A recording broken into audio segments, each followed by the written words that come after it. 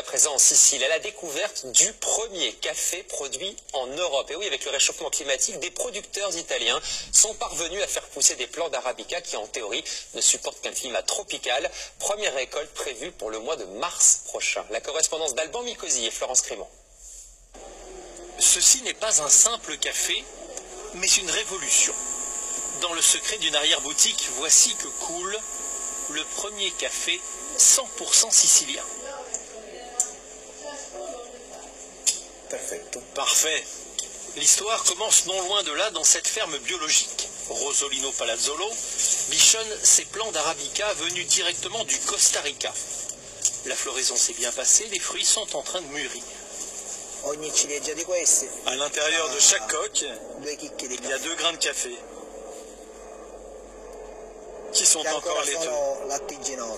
Et avec le temps, ils prendront l'arôme et tout le goût du café. Et même la peau est bonne à manger quand elle est mûre. Une récolte prévue fin mars, début avril.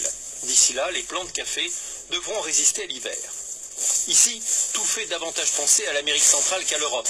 Mangue, papaye, banane, des bananiers qui protègent le café en lui fournissant une sorte de toit et un fort degré d'humidité. Sous une serre voisine, la culture industrielle a commencé. Une centaine de plants qui feront des grains l'an prochain si tout va bien.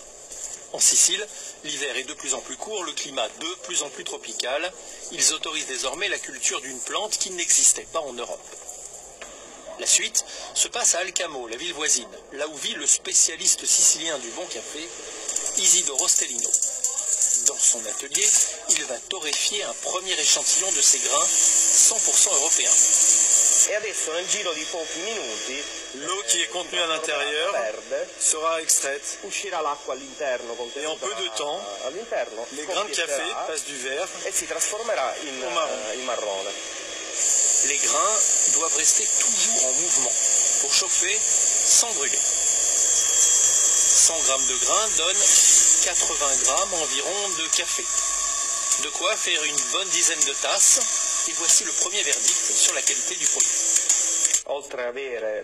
Bien sûr, il aura cette pointe d'acidité, comme beaucoup de café arabica. Il a une petite saveur de miel due à la fermentation.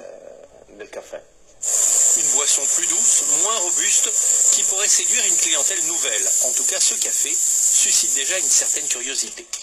Il faut tout essayer. C'est vraiment une expérience incroyable. Il est encore trop tôt pour savoir à quel prix le produit sera vendu.